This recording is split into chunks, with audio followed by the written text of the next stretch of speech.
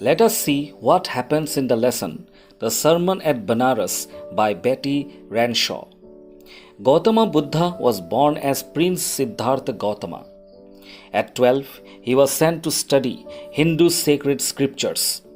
He came back 4 years later, married, and had a son. Then, at the age of 25, he saw 4 sights which affected him deeply. He saw a sick man, an aged man, a funeral procession, and a monk begging for alms. He wanted to understand these sights and the sorrow he experienced as a result of it. 7 years he roamed the world. Finally, he sat down under a peepal tree. He decided to sit under this tree until he achieved enlightenment. After 7 days, he attained enlightenment. He renamed the tree Bodhi tree, or tree of wisdom. He began to teach and share his wisdom. He became known as the Buddha, the awakened or enlightened. He preached his first sermon at Banaras, the holiest of places around river Ganges. Once upon a time, there was a woman named Kisagotami. Her only son had died.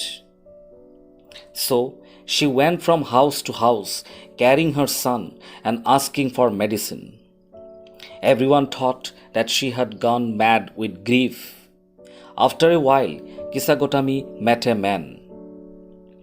The man told her that he could not cure the child, but he knew someone who could. He told her to seek Sakyamuni or the Buddha.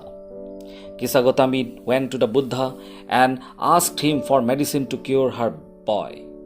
The Buddha asked her for a handful of mustard seeds. These mustard seeds should come from a house where nobody had died. Kisagotami went from house to house.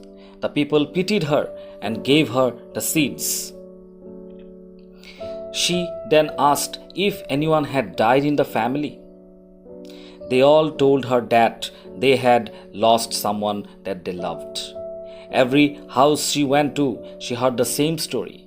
There was no house without any death. Tired, hopeless, Kisagotami sat down by the road.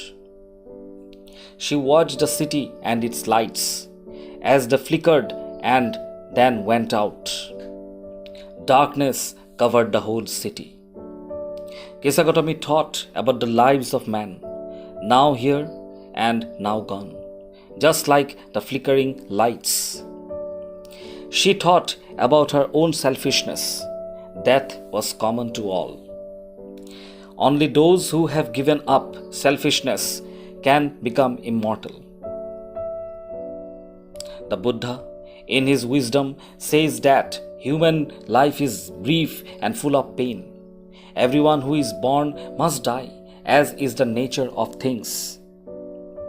Like ripe fruits, like earthen vessels, human life is always in danger of death.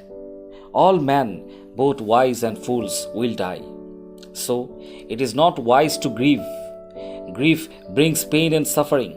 It affects one's body and its health. Grief does not affect death, nor does it bring back the dead. So, one must carry on living. One can only achieve peace, P-E-A-C-E, if they overcome grief and sorrow.